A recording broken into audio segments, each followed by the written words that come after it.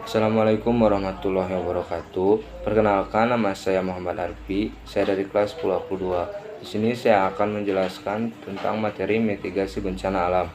Pengertian mitigasi bencana. Mitigasi artinya pencegahan atau pemberhentian, sedangkan bencana merupakan suatu yang menyebabkan kesusahan, kerugian, atau penderitaan. Bencana dikenal sebagai dua macam, yaitu bencana alam dan bencana sosial. Bencana alam merupakan suatu serangkaian peristiwa bencana yang disebabkan oleh faktor alam. Contohnya gempa bumi, tsunami, banjir, dan lain-lain. Sedangkan bencana sosial merupakan suatu bencana yang diakibatkan oleh manusia. Contohnya konflik sosial, penyakit masyarakat, dan teror. Dalam Undang-Undang Nomor 24 Tahun 2007, mitigasi didefinisikan sebagai serangkaian upaya untuk mengurangi resiko bencana. Tujuan mitigasi bencana.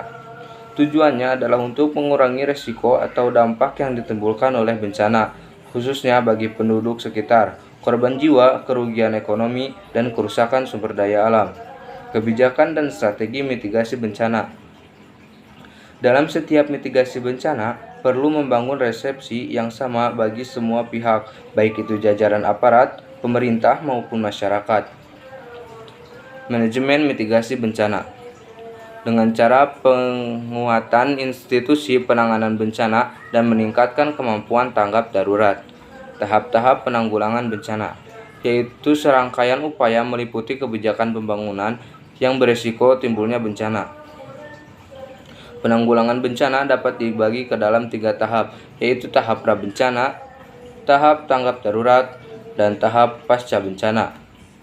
Tahap pra-bencana yaitu kegiatan yang dilakukan dalam rangka mencegah terjadinya bencana alam, hingga nantinya dapat mengurangi kerugian yang ditimbulkan bencana alam itu sendiri. Bentuk-bentuk tahap pra-bencana yaitu pencegahan bencana, kesiagaan, peringatan dini, dan mitigasi. Tahap tanggap darurat yaitu merupakan serangkaian kegiatan yang dilakukan dengan segera pada saat kejadian bencana untuk menangani dampak buruk yang ditimbulkan. Tahap pasca bencana yaitu kegiatan yang dilakukan setelah terjadinya bencana alam. Bentuk-bentuk kegiatannya yaitu rehabilitasi dan rekonstruksi. Rehabilitasi yaitu perbaikan dan pemulihan semua aspek pelayanan publik. Sedangkan rekonstruksi yaitu pembangunan kembali semua sarana dan prasarana kelembagaan pada wilayah pasca bencana. Sekian dari saya, mohon maaf apabila ada kesalahan. Terima kasih atas perhatiannya. Assalamualaikum warahmatullahi wabarakatuh.